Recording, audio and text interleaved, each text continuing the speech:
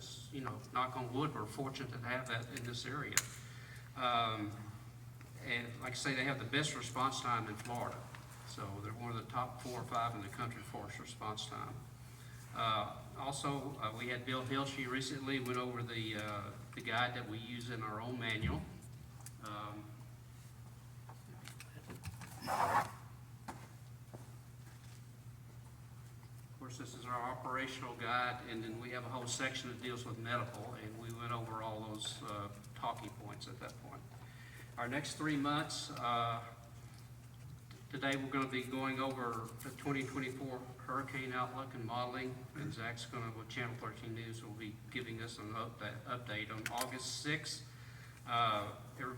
Most everybody knows Frank D'Angelo in the community. He has his own inspection business in the villages. He has been EMT rather, and also in the fire department up in New York, state of New York.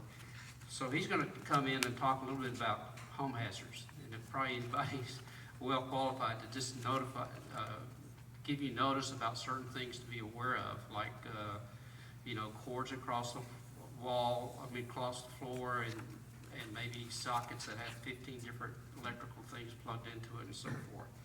And then September 3rd, Jay Connell, who's our District 3 Commissioner for City of Leesburg, will be here on September 3rd to go over what's happening in Leesburg, the growth that we have, and of course our biggest interest is medical services and police and fire.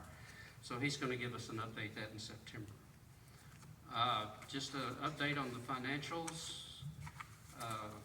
Deborah Height has been doing our treasury for quite some time, and we're looking for someone to be able to step up. It's not a lot of activity. In fact, I don't think we spent anything in the last 90 days. It's cycle, goes through cycles and so forth. But right now we have $1,791.12 in the petty cash, very healthy for us. And then the donations to Forward Path has been more of a word of mouth, but surprisingly, halfway through the year, we've got close to $1,143 that people have donated. So we'll continue to do that. I meant to bring a little cash box out today, but forwardpath.org, if you go to that, you can also do it online. If you do it online, there's a little box down at the bottom that you can write a note, just say on behalf of Neighbor to Neighbor of Legacy, and this is my donation, and so forth. Okay, well, let's stand for the pledge. I pledge allegiance to the flag of the United States of America, to the republic for which it stands, one nation, under God, indivisible, with liberty and justice for all. Got any announcements? Yes, sure. Never pass up a moment for a microphone. Hey, folks. Can you do me a favor? Can you swing that camera around and show how many people are here? You want to embarrass everybody? I do.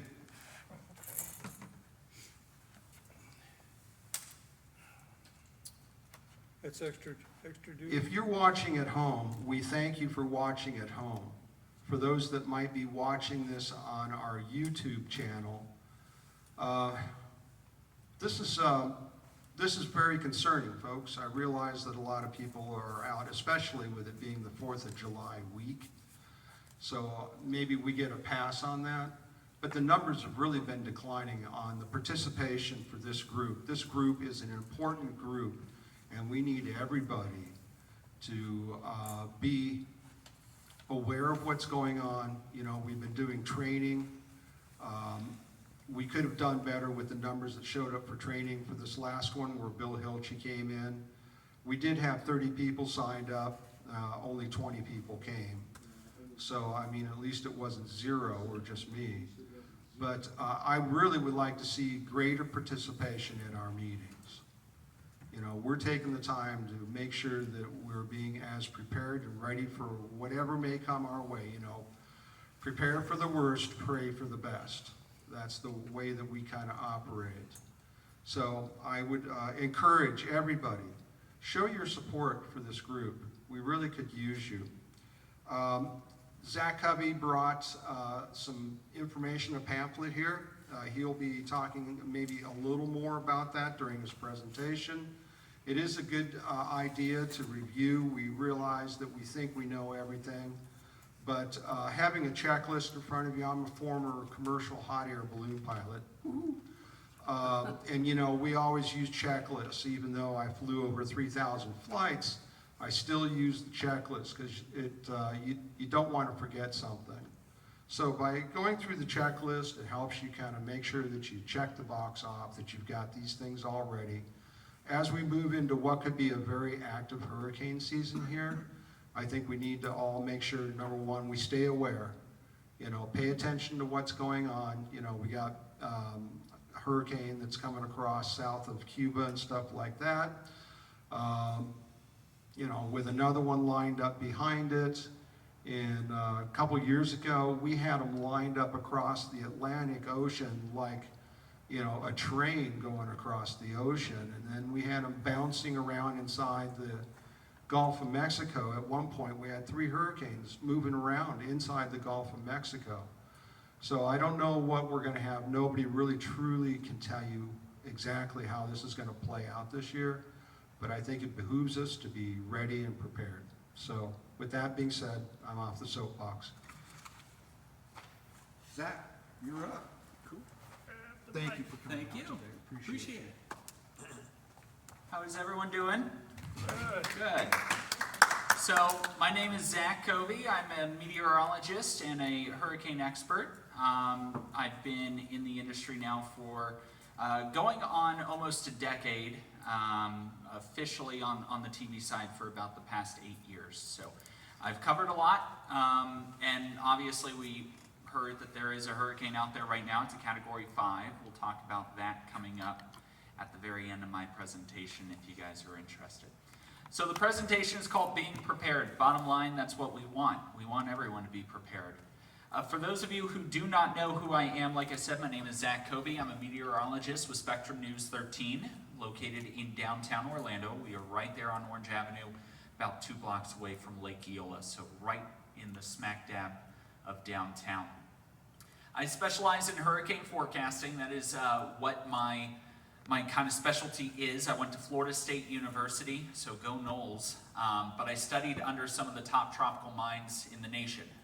Some of the best leadership that the Hurricane Center has ever had came from Florida State. So we were, you know, we crank out the tropical meteorologist at Florida State for sure. So I've definitely learned under some of the top tropical minds there. On top of that, I'm also dual certified. So I'm certified by the American Meteorological Society, AMS, and the National Weather Association. That's 2 certifications. We have only 2 certifications in the weather world, so I've got both of those. Not a lot of people actually go out for those.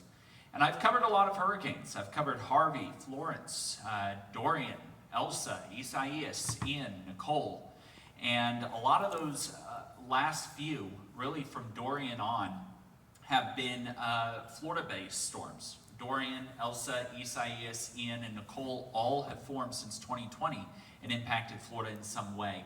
And all of those I've had a hand-on, on-the-ground kind of experience with those systems. So, first question is always the easiest. What do you actually know about hurricanes? And I always like to tell people when we talk about hurricane forecasting, it's kind of like snow forecasting up in the Northeast. You know, when people start hearing about a snowstorm's on the horizon, they start getting excited. Oh, how much snow am I going to get in my backyard and all this? But everybody always tells you, you got to calm down, wait it out because a lot's going to change. Same kind of concept with hurricane forecasting. You can't really narrow down the details until about a day or 2 out as to exactly what's going to happen in your area. So I like to follow this chart, and this is a chart that I always show on air as well. It's basically saying that about a week and a half out, we can't tell you where a system will be. We can't tell you if a system's going to form. We can just tell you what the pattern is favorable or not favorable for. Then over time, when we get to that 5 to 6 day out period, we're looking at the trends. Is it looking more or less likely for that pattern to develop? And then as we get within the 3 to 4 day time frame, we're starting to narrow down the exact timing of that storm's approach to your area. And then within the 48 hours, that's when we can really hone in on those forecast details between how much rain, how much wind, could there be tornadoes, how about the storm surge at the coastline. So that's kind of a good bullet point rule to follow as we go throughout hurricane season. When it comes to hurricanes specifically, we have a scale called the Saffir-Simpson scale. This scale is determined based off of a storm's sustained wind speed, and a sustained wind has to happen for 15 sustained seconds. So we're basically measuring the average wind speed over 15 sustained seconds. That's what determines what the wind speed and ultimately the scale of the Saffir-Simpson is. We currently, like I said, have a hurricane out there that's a Category 5. That is the highest level. We don't typically get Category 5s. On average, they happen about once every 2.5 years in the Atlantic Basin, which is still pretty too frequent for my liking. That trend used to be once every about 3.5 to 4 years. That's obviously been declining over the past couple of centuries, over the past couple of decades. But we do have a Category 5 out there in Hurricane Beryl, and we'll talk about that coming up and why I'm not concerned about it for Florida. We also have numerous alerts, and these are the alerts that you're going to find here in Lake County, tropical storm alerts or hurricane alerts. Basically, the bottom line is whether you're in a tropical storm or hurricane watch, it's all about the timing, okay? Watches are always issued first, basically saying, hold up, start paying attention to this, we need to watch out for an event that might be heading your way. Those will always be issued within 48 hours.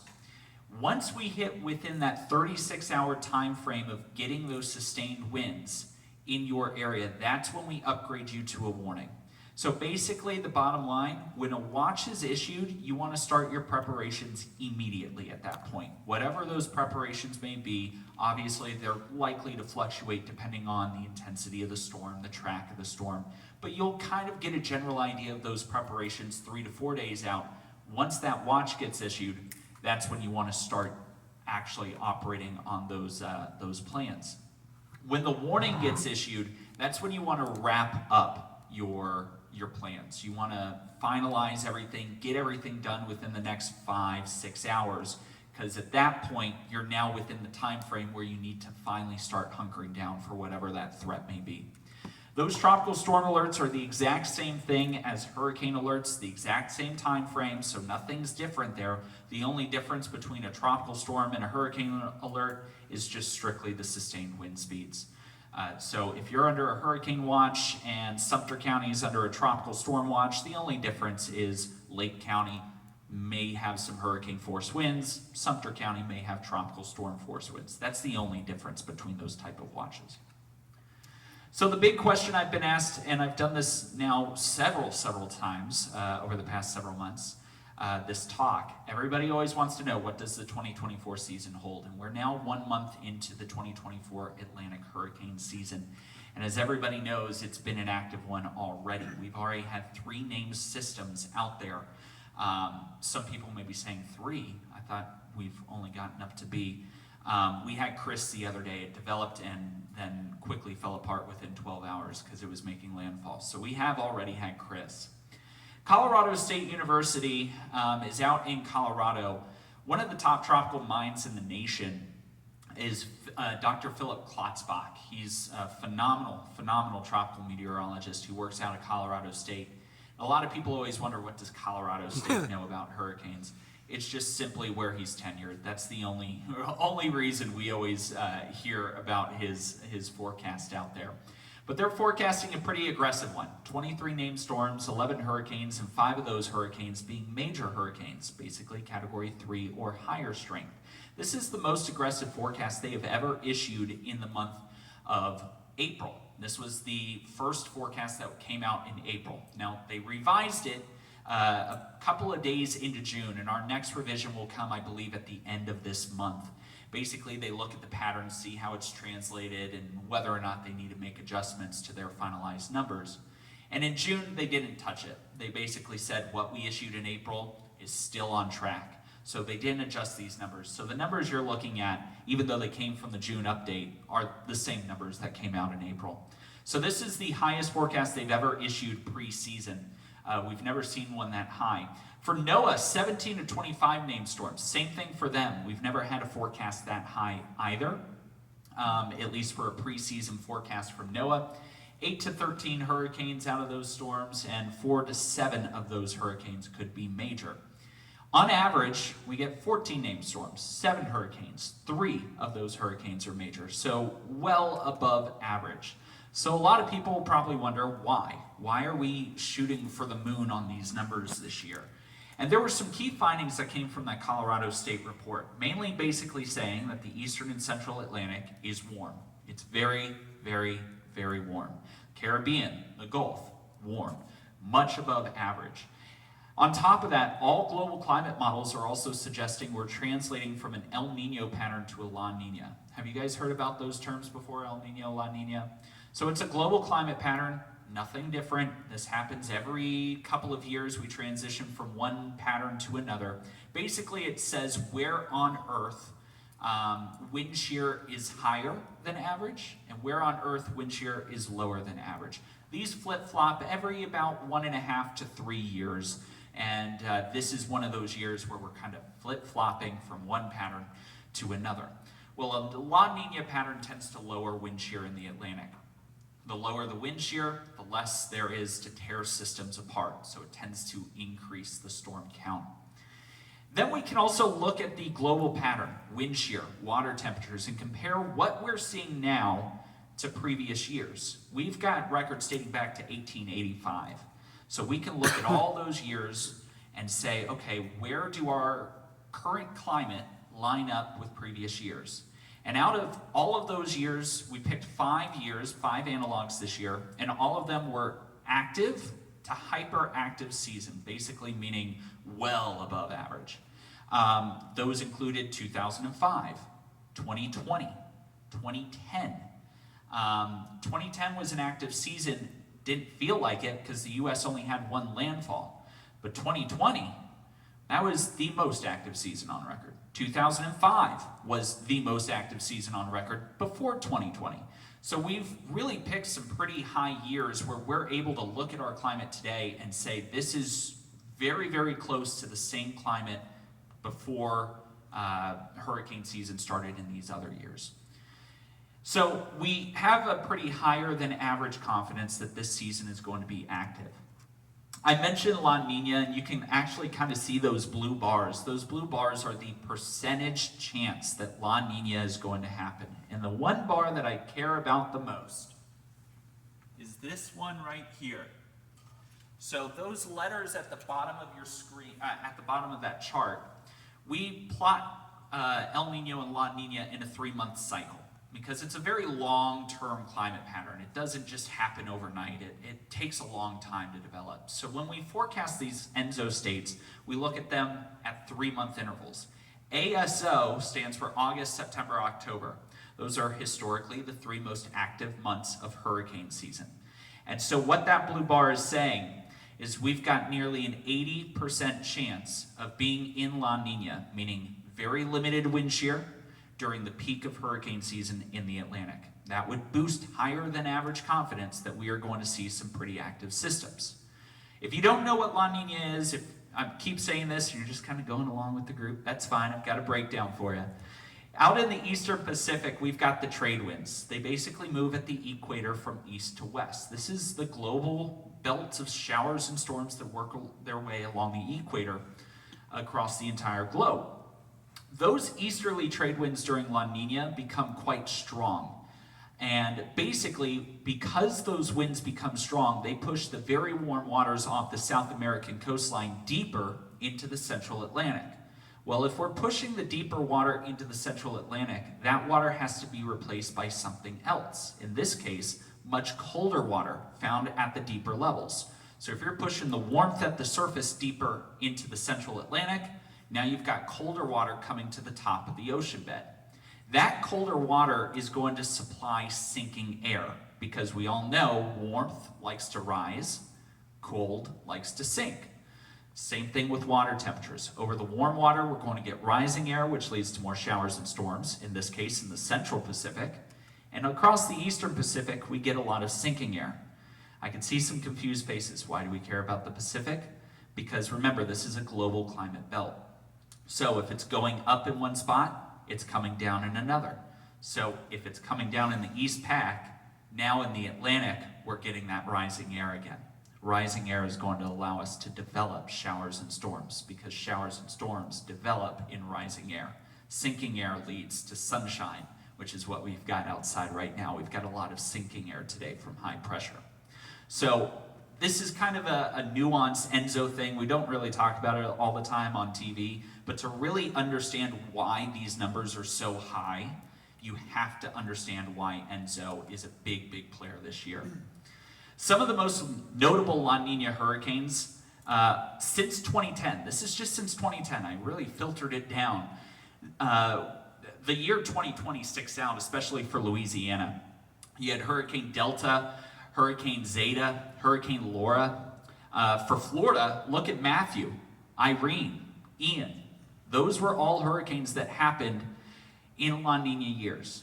And a lot of us remember some of those storms, especially Ian, just a couple of years ago in the massive flooding. That happened in a La Nina year.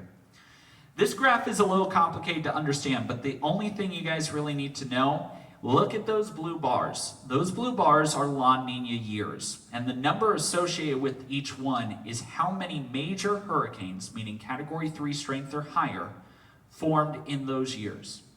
In La Nina seasons, we typically see more major hurricanes than we do in a neutral season or an El Nino season. So in 2017, we had 6 major hurricanes in the basin. So again, La Nina, more storms, it's all starting to come together why that global climate pattern is a big deal.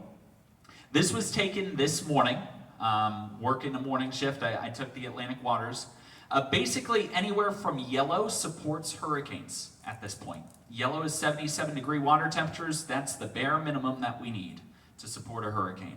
That extends all the way north of the Azores. So very warm water basin out there in the Atlantic. In fact, that black line is currently plotting the sea surface temperature anomaly, basically how much above average we are.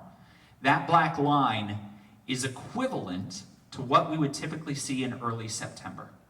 So the water in the entire North Atlantic basin, and that includes the Caribbean, that includes the Gulf of Mexico, is what we would typically find in early September. So yes, it is very, very warm out there. That's another way to kind of depict it. Instead of just looking at the actual temperature, tell me the anomaly, how much warmer, how much colder than average. Just about basin-wide, we are well above average by a good 1.5 to 2 degrees Celsius. So a lot of warmth out there. Of note, look in the Caribbean, Puerto Rico, Dominican Republic, Jamaica, the Caymans. Water temperature there is about 1.5 degrees on average right now. That's where Hurricane Beryl is right now, the Category 5 storm. So it's got a lot of warmth to work with. We haven't had any systems over in that area. This is a great way to kind of tell that story. This is oceanic heat content, something that we don't really show on air a lot.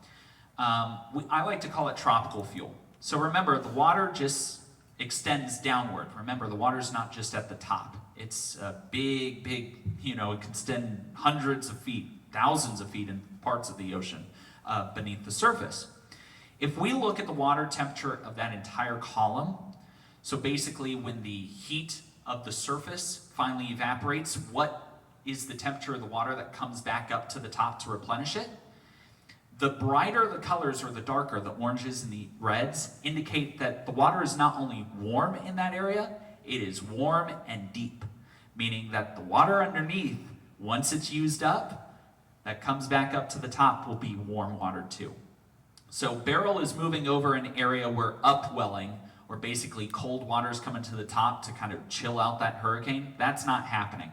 Instead, it's taking all the heat at the surface, it's eating it away, and what's replenishing it? More heat. So that's one of the reasons why Beryl was able to become a Category 5, because it's just got so much energy out there to kind of feast upon. So Beryl is our currently active system. We've already had Alberto, we had Chris. Both of those systems coincidentally made landfall very similar locations in Tampico, Mexico, about 200 miles south of the Texas-Mexican border.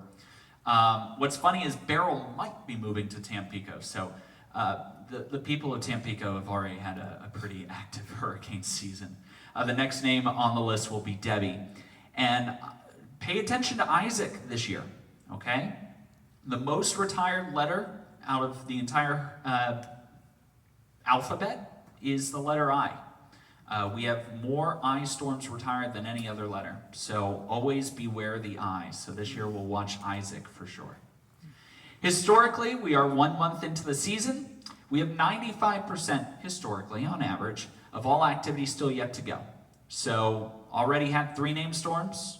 Historically, we've got a good chunk of the season still to go. We're only 5% in when it comes to named storms. In June, we always look for those homegrown systems. That was Alberto. That was Chris. Systems that developed off of weak little spinny areas off of a cold front that just were able to tap into some warm water, low wind shear, and quickly develop and then move inland. As we move into this month, we're going to start to warm the basin. Problem is the basin's already warm, so this is kind of based off of a normal season, if you will. But we're going to start paying more attention deeper out into the Atlantic. Now, I mentioned that August, September, and October are the peak of hurricane season, and you can kind of see why. We begin to open up what we like to call the main development region, which is that stretch between the Antilles and Africa out in central Atlantic, the south central Atlantic. That is coincidentally where Beryl came from. It was the earliest forming hurricane in the main development region in the month of June. We've never had one that early. So it's already kind of telling you that even that area of the Atlantic is kind of open for business this month, despite us typically only starting to look at it in August. In September, that's when it peaks. The peak of hurricane season is September 10th. Just about all of the basin is open in the month of September. In fact, since 1851, nearly half of all major hurricanes form in the month of September, and nearly 35% of all named storms. So it's a pretty good bet that September will always be an active month in the Atlantic basin. In the month of October, we begin to start cooling off the basin. Typically, this will happen after October 15th. The first half of October tends to be kind of active. Second half of October, we begin to get some cold fronts coming off the eastern seaboard, starts to cool off the waters of the Atlantic, and finally those fronts will also start to sweep systems out to sea. Now, I did just say September is the peak of hurricane season. For Floridians, October is the month we see the most landfalling systems. If we look back to 1851, Florida has more landfalling systems in the month of October than we do September. So even though the peak is in September, it's always good to keep your guard up in the month of October. I always have to remind people, we're not on the back half of the season yet. Let's get through October, and then we can finally start to breathe a sigh of relief. By November, we're practically done. We tend to have something we like to call a Caribbean cruiser. And that's basically going to be systems that spawn near the coast of Honduras, off the coast of Belize, and work their way north towards departing cold fronts. A lot of these systems get swept out to sea. Again, we tend to get a lot more of these frontal boundaries this time of the year. It's our first dose of fall by November, while the rest of the country is maybe dealing with their first snowfall. But we're finally starting to cool off. Those fronts also help to start pushing those systems out to sea. But we will start to watch the Caribbean during the month of November.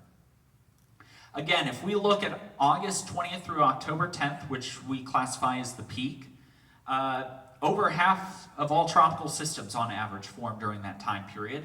Nearly 60% of all hurricanes, and nearly 3 out of 4, or 75% roughly, of all major hurricanes will form during that period. So August 20th to October 10th is always a good time frame to start really paying attention to the tropics. So a big question, how can I prepare? Okay, you've just told me this doom and gloom forecast. What do I do now?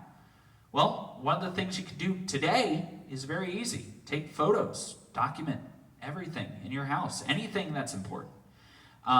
Photos are a big thing, especially for insurance claims. If you have photos of your house and of the important objects in your house before a system strikes, in the unfortunate event you need an insurance claim, you've got photo documentation to hand it to them, and you can't have somebody on the other end saying, well, I just estimate it's this.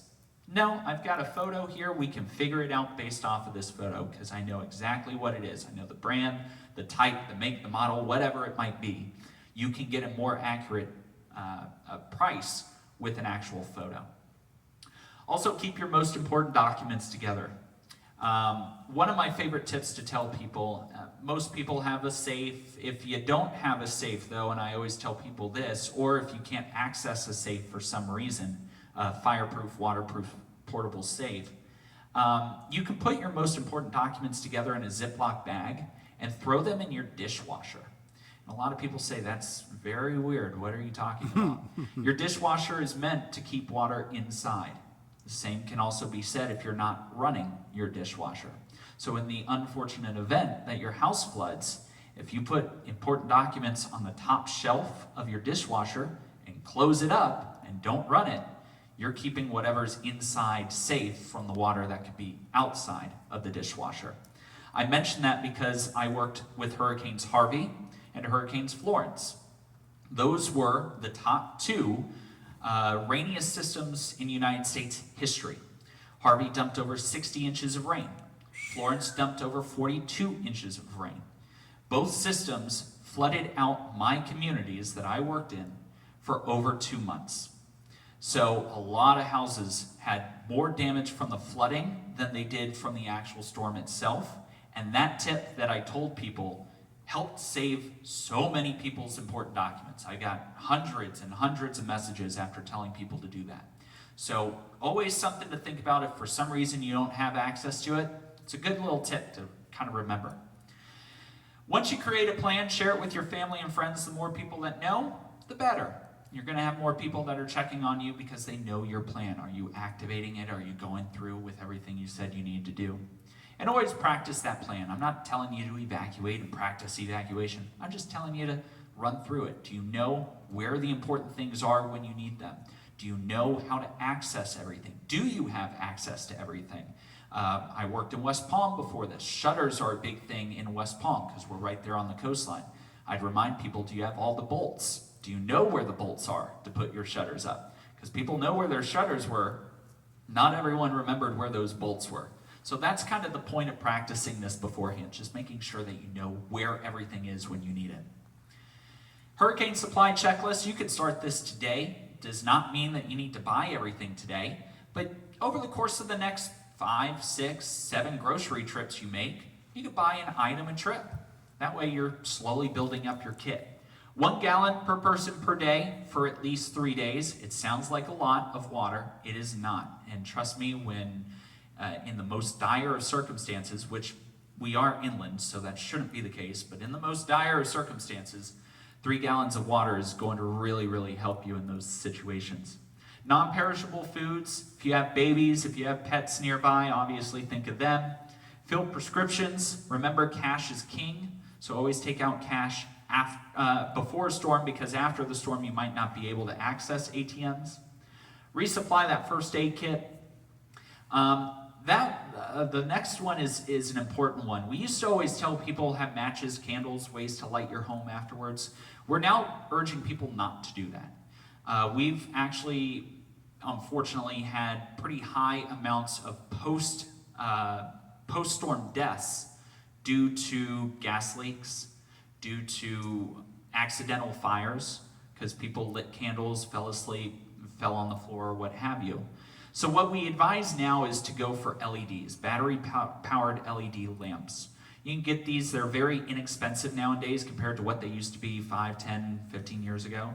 You can get them at Walmart, you can get them at Home Depot, Lowe's, but highly recommend LED lights. We're urging people to get away from matches, especially in the unfortunate circumstance that there's a gas leak and you strike a match. We don't want that. Finally, solar or battery-powered chargers. Remember, we live in a tech age, so obviously we have to remember that we have everything we need to survive the storm in the tech age after the fact. Now, this is something we don't need to worry about here in Lake County, but if you have friends or family that are at the coastline, they need to know their zone. Lake County is an inland community. We do not have evacuation zones for inland communities. They are only for coastal communities, and that is because of storm surge. Evacuation zones are developed specifically due to the threat of storm surge from landfalling tropical systems.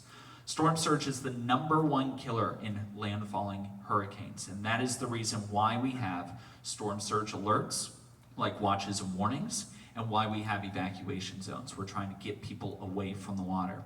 And when we do issue evacuations in our zones like A, B, C, D, or E, those zones, we're telling people to evacuate miles, not hundreds of miles, tens of miles. We're just trying to get them inland. So if you have friends or family that are at the coastline and they're saying, I've got to evacuate, I got to leave, they don't need to leave the state. They just need to come inland. Once they're inland, we're good from the threat of storm surge. If we ever have storm surge in Lake County, we've got a way bigger issue on our hands than trying to get people inland. There is one caveat to that. Zone F, that is inland of Flagler County. That is the only inland evacuation zone, and that's actually part of the St. Johns River Basin. That part of Flagler County, the St. Johns River, as it flows north, there's a little bit of a susceptible area there. So that is the only inland community in the state of Florida that has an evacuation zone. Otherwise, they're all coastal communities. And again, who evacuates? It's all about the storm surge evacuation zones. Now, if you live in a high rise in that storm surge evacuation zone, which we aren't, you want to evacuate there. But if you know a friend or a family member that lives in a high rise at the coastline, you want them to evacuate. I've talked to several people that say, I live on the 10th floor of this high rise building. Why would I evacuate in zone A? I'm on the 10th floor. Well, remember, if storm surge comes in, EMS, fire, police can't come to you until that water recedes. So if you have a medical emergency, if you have an actual emergency, nobody's going to be able to get to you. So we always remind people, even in high rises, flooding won't be a concern for me. I'm 12 stories up. Well, what if you have an emergency? Nobody can get to you. Also, if you live in a mobile home, manufactured home, those just aren't safe. It's the same kind of concept with tornadoes. You might want to consider trying to find a safer structure.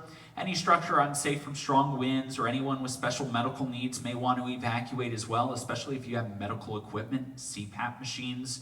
I've talked to several people that say, I have a CPAP and I need my CPAP with me to be running. If you're at risk of losing power, maybe it's worth evacuating. That way you have that necessary medical equipment. And finally, any structure that is at a high risk for inland flooding. You know your property best. You know if your property is susceptible to strong winds or wind damage or inland flooding. So make the best decision for you based off of your structure. Speaking of flooding, know how to properly place sandbags. Sandbags will be issued by your county emergency management if they feel that inland flooding becomes a big concern. They'll tell you where those sandbag locations are, and typically they have county officials there to kind of tell you how to first properly load the sandbag, but also how to properly place them. Make sure you know how to properly place them because that is really, really important.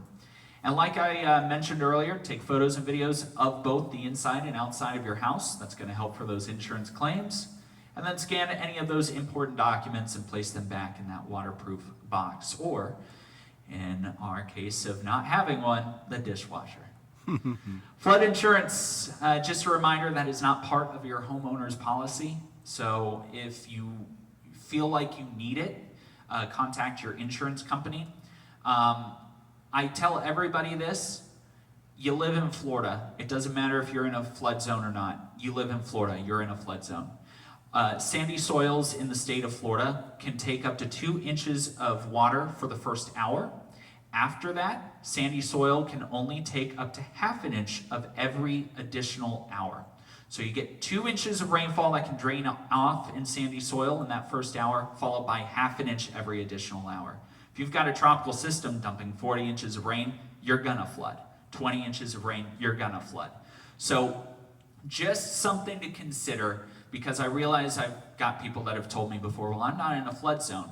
My house isn't in a flood zone, and it flooded in Ian. So again, this is a thing where you still always need to think about. By the way, when it does come to flood insurance, it does take a month. So if you did want it, make sure you do it sooner rather than later, because when a storm is knocking on your doorstep, the insurance company is just going to look at you and say, well, you're out of luck. It starts next month. Finally, how can I get the latest information when I need it? Well, I would not be getting my paycheck every week if I did not pump you to the Spectrum News app and the website. If you guys are not Spectrum customers, and I get that, that's not a big deal, because we provide public safety. In the event of a major news story or weather story, even though Spectrum does have paywalls on our story, we take those down during natural disasters, during major news events. So you can download the Spectrum app regardless if you're a Spectrum customer. You can visit the website regardless if you're a Spectrum customer, and you can watch us on air, online, and on the app for free during those hurricanes. So it is really, really important that people realize that, because I know a lot of people sometimes will tell me, well, I'm not a Spectrum customer, I don't get your channel. We actually take all of that paywall stuff down during hurricanes. It is our duty for public safety. So we want to make sure everybody can get that information, whether or not you pay a Spectrum bill. Finally, we are the only dual certified team of meteorologists in the nation. We've got a team of 7 of us, and all of us have that AMS and NWA certification. No other weather team in the entire country can say that. We are the most certified team in the nation. We've got a great tropical mind with Brian Carrick leading the way. He's our chief meteorologist. I'm obviously the hurricane expert, and then we've got just a huge suite of just amazing and talented meteorologists, some of the best minds I've ever worked with. And I'm not just saying that. I've worked in many a spot, many a location, with some great people over the years, but I love this team, and our motto is to not hype storms. We get it. We're in a social media age. We're in an age with clicks, with people to get you to watch and to keep coming back. We don't do that.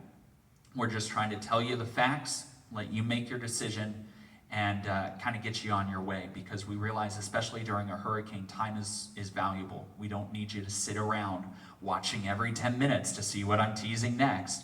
Here are your stats. Here's what you need to know. Here's how you can prepare. We pride ourselves in that, so we really hope that you turn to us during those situations. Finally, I've put my accounts there on social media. If you guys have Facebook, Twitter, I guess it's X now, Instagram. I've been trying Threads. It's hit and miss. TikTok as well. So you can follow me on any of those accounts. I also have business cards with my email, so if you guys do want one of those to email me, let me know. And I could take any questions, and then I could talk about Beryl real quick if we want to hear about that historic Category 5 storm. Love to hear about Beryl. Love to hear about Beryl. Okay. All right. We can easily do that. So give me one quick second. I'm going to kind of do this one over here. Actually, Here's a walk oh, around. that would be great. Here you go. On this table. Perfect. Right there. 1, 2. There we go. Sweet. I'm going to move here. That way I can kind of click around to some stuff. So I've been working this morning, so I'm sorry if I'm a little tired right now. But I've been working this storm since really 11 p.m. last night. This is Hurricane Beryl. It's a major Category 5 hurricane, although we actually just got an update, so let me see. I want to make sure that it is. But it was a Category 5 when I left work about an hour ago. Winds of 160 miles per hour. Yes, it still is. 160 mile per hour hurricane. It is to the southwest of Puerto Rico. It's about 250 miles off of the southern tip of the DR, the Dominican Republic right now. Really, really healthy storm. I mean, this is a system more common for, I would say, late August, early September. We really don't see these type of systems this early. And, I mean, it's true. It set a record yesterday. It is the earliest forming Category 5 storm in the Atlantic Basin on record. The previous record holder was Hurricane Emily, set back in July 16th of 2005. and that's held the record ever since.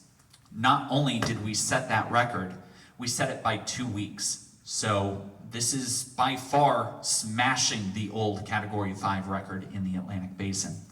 Still looks rather healthy, but in reality, there's kind of an unhealthy environment ahead of it. So what it's undergoing right now is something called an EWC, an eye wall replacement cycle, or an ERC. Basically, what it's doing is it's using some of its energy, it's stopping strengthening, using some of that energy to condense the eye and form a new one. When that happens, the eye tends to get bigger, the eye wall expands, and in turn, the strongest winds also expand farther from the center. But because it takes a lot of energy to do that, it has to stop strengthening. So it's leveled out over the past couple of hours. Hurricane hunters have been flying throughout the morning in it, and actually started seeing the pressure rise, which meant the winds were going down. We also had, this is water vapor satellite imagery, we also had a little purple band here that kind of clocked on in. I think you guys can kind of see that right there. That purple band is actually some drier air. Beryl is moving into a regime of the Caribbean known as the Caribbean Graveyard. This is an area that is known to tear apart systems no matter their strength. The graveyard tends to be active most in June, July, and very, very early August. By the end of early August, the graveyard's basically no more. We've moistened it up over there. The water temperatures are nice, the wind shears come down, and storms can thrive in the central Caribbean. But right now, very firmly in that climatological point where it is still the graveyard. And that dry air is a sign of it. This part of the Caribbean tends to be a bit dry. So the dry air wrapped in helped to reduce that strength. Now it does appear, based off of the latest satellite imagery, it does appear that it looks like that dry air has kicked out. But the question is going to be, does that eye wall replacement cycle finally kick down the intensity permanently? And is that dry air finally going to work in permanently to start really reducing this storm? Or could it maybe perk back up with some strength for maybe another 10 or 12 hours before a more hostile environment moves in? I mention a hostile environment because it will continue to work its way into the Western Caribbean, the heart of the Caribbean graveyard. So it is moving into an area where it typically will not survive. That's going to head towards places like Cozumel, Cancun, Playa del Carmen, Belize City, right there just north of the Belize border. And as it does, it will likely make landfall as a strong tropical storm or a weak hurricane. And you may be saying to yourself, well, this is a Category 5. How's it going from a Cat 5 into a tropical storm so quickly? This is a computer model. I would never show this on air, so this is way too complicated to show on TV for people to follow. What we're looking at is a wind shear upstairs at 200 millibars, basically 40, 50,000 feet up where the planes fly. And yellow, orange, red indicates really strong wind shear, winds that are in excess of 50 knots, so about 70 miles per hour. And we've got something we like to call the TUT. Basically, it's a big fancy word for a lot of wind shear coming into the Central Caribbean. And you can actually follow it. The lines come down and then curve around right there. So you get this southwesterly shear. So it's a little shear axis. Comes in, curves around, and then exits out into the Atlantic. Well, here's Beryl.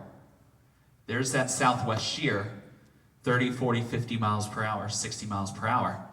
As we follow Beryl in, it marches right into that shear. And that number, that's the pressure. And it's going up from the 930s to 987. As the pressure rises, the winds fall. 990, 993, 994. So it's heading towards land, and it's weakening as it does so. So the wind shear is tearing that system apart. We can also look at the moisture. I told you, Caribbean graveyard tends to have a lot of dry air. Big pocket of moisture around Beryl right here. Big pocket of dry air out ahead of it. remember, we've got winds that are coming out of the southwest, so we're just pushing that dry air right into the system. If we advance it, it marches right into that dry air. So not only is Beryl moving into an area of high shear, it's moving into an area with high shear that's pushing dry air right into the system. Two things that will easily tear apart that intensity. So when we look at the intensity guidance, we're up here at a Cat 5, and within 24 hours, we could be anywhere from a Cat 1 to maybe a Cat 3 in just a day. That's just one day's time of shear and dry air. In 48 hours, we could be a tropical storm to maybe a Cat 2. So big time decrease in intensity as we go throughout the next 24, 48, maybe even 72 hours before it makes landfall in the Yucatan on Friday into Saturday. So we have really good confidence that this thing is heading towards the Yucatan, high pressure to the north. It can't turn towards Florida. High pressure is blocking it. And we have really good guidance that it's moving west into that unfavorable area. So most of hurricane season, you're always going to hear me say, 5-6 days out, we got a lot of time to watch it. Things are going to change. This is one of those few times where I can actually say 5-6 days out, and we have some pretty high confidence that things are not going to change. This thing is moving into kind of a dead zone in the Atlantic, which is more common for this time of the year. This is something we should see this time of the year. So even Category 5 hurricanes, the top of the top, aren't susceptible to dry air and wind shear.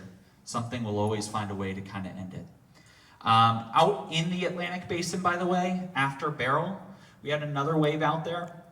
That's not going to develop because Beryl actually sheared it apart. Beryl got way stronger than it should have.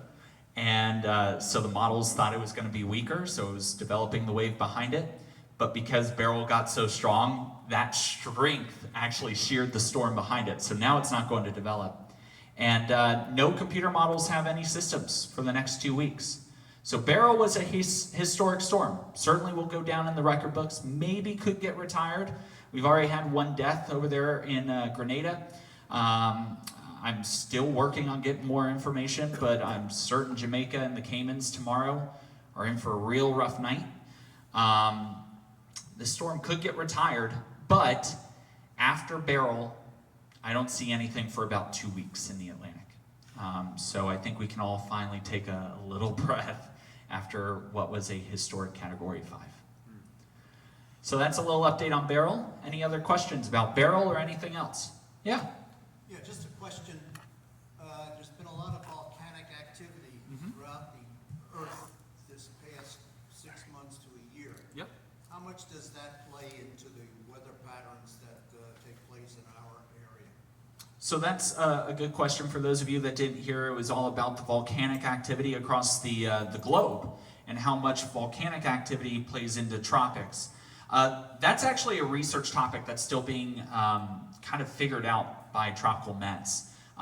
We've got some meteorologists that I know at Florida State working on that, University of Miami, and I believe even over in Australia we have a couple of research scientists working over at the University of Sydney. The problem is volcanic activity doesn't happen every day. So we've kind of had to wait around for these kind of volcanoes to erupt to get better measurements. The most pressing system that we've been researching was the Tonga eruption about 2 years ago. That put out a lot of CO2 into the atmosphere, which ultimately changed the composition, the chemical composition of the atmosphere. And that has a major impact on how much water vapor is in the atmosphere, how much dry air. And so the studies are still being done, so there's no definitive answer yet, but we are starting to find a little bit of a link in at least a long-term pattern of about 5 to 10 years between eruptions, volcanic eruptions, and actually an increase in intensity in hurricanes. Nothing's finalized, studies are still going, but we are starting to find a little bit of a link, but we believe that link is only a kind of a short to moderate term link of 5 to 10 years. It's not something that would exist for decades on end. Yes?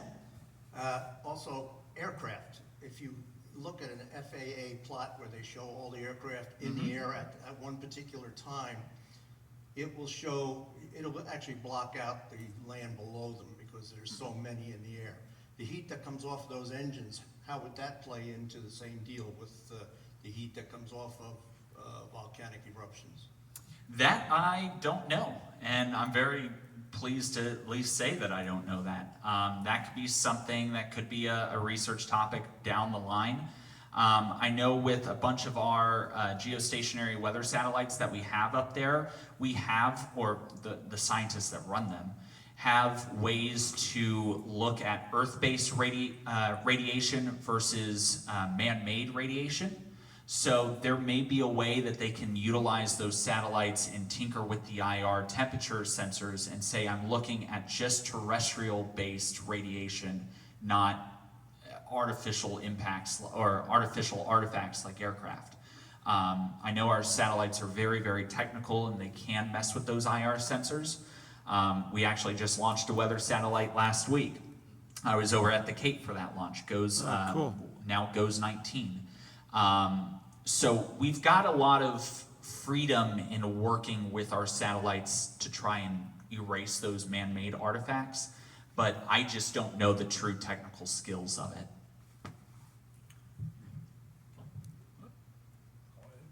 I don't know if it has anything to do with anything, but. Wait for the mic.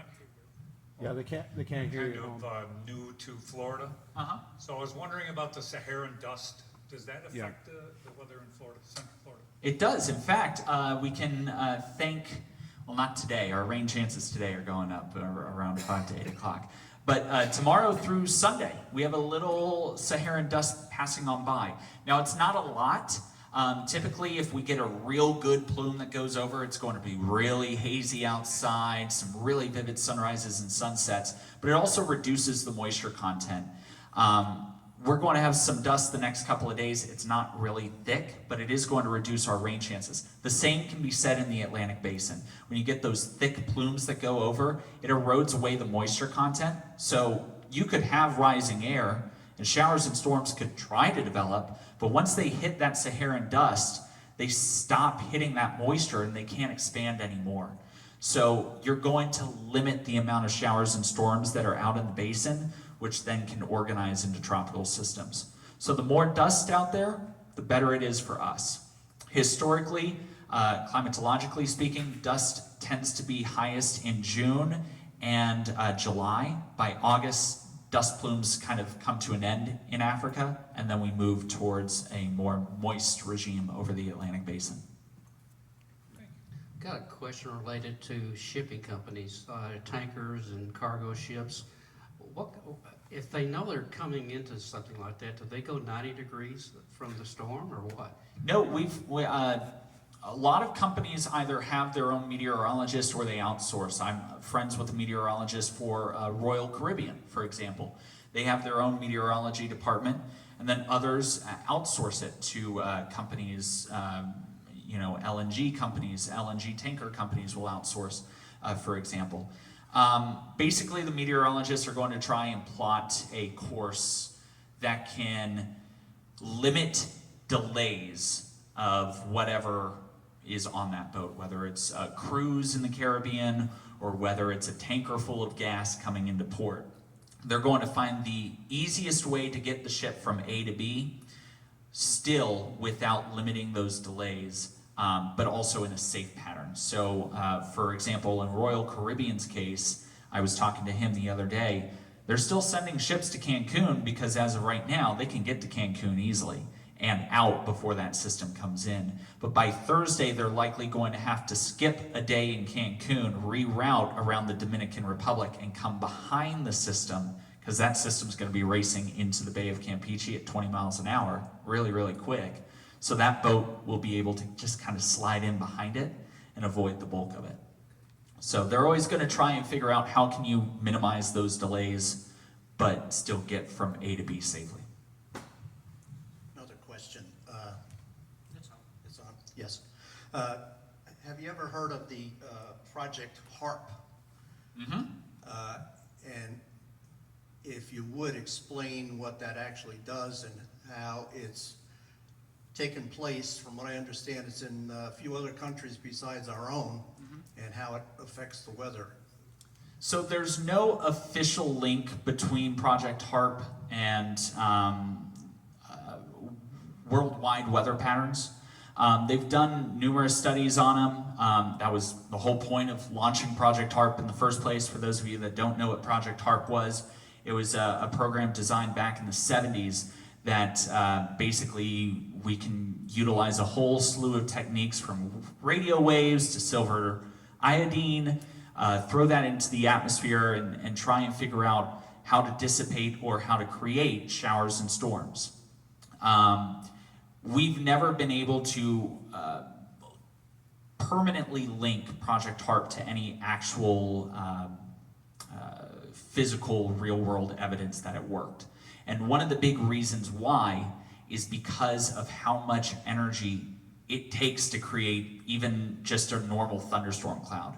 A lot of people don't realize this. I get asked a question a lot, mainly by kids when I go to schools. Why don't we just blow up hurricanes? Why don't we just fly into them, throw TNT into them, and blow them apart? A lot of people don't realize you would have over 1 million tons of TNT for a tropical depression. A tropical depression. So when you look at a Cat 5, or when you look at a bigger weather event, there is a lot more energy that goes into that than we humans have even capable of putting into a singular device. And so we've never been able to truly link any empirical evidence that Project HARP worked. It did, we can at least confirm that silver iodine did help to develop clouds, but those clouds were never actually able to hold moisture content that was worthy of creating showers. It just created a cloud for about 5 minutes before it dissipated. So we do have evidence of that, but we never actually had any hard evidence that it was able to create physical rain in drought-stricken conditions. Was there any, yes, was there any evidence that they could raise and lower the atmosphere with HARP? Not that I know of. Okay, because there was a study done that by pulsating, you could create waves which would induce low pressure and high pressure. So I just wondered if you had heard anything about that. Nothing that I know of. I can at least speak to the fact that, I mean, the atmosphere is a fluid. It's hard to kind of comprehend that because we can't see it around us, but oxygen, water vapor, it's all in the air around us right now. The atmosphere is a fluid. There are obviously waves, and there's stuff called gravity waves. Look up in the sky and you might see those lines of clouds. They almost look like just straight lines, a line and then nothing, and then a line and then nothing. That is a Rossby wave propagating through, and it just has enough water vapor to create those little lines of clouds as it raises and up and down. So the atmosphere is always fluid in that kind of idea that it's not at a static level. We have an average static level, right? 80,000 feet. But it definitely fluctuates from top to bottom. It doesn't necessarily mean that we can actually control that. Again, that might come just strictly back to how much energy it would physically take for us to do that. Yeah. Okay, thank you very much, Zach. Yeah. Thanks, guys. And Give them a clap. And Hurricane guys, if you guys need any more, if you need my card for my email, just let me know. how much money do you need to lower the temperature for 20 degrees? I don't know, but I don't think I have that money. All right, boss, you gonna call it? Yes. All right, it's official. Yeah, of course.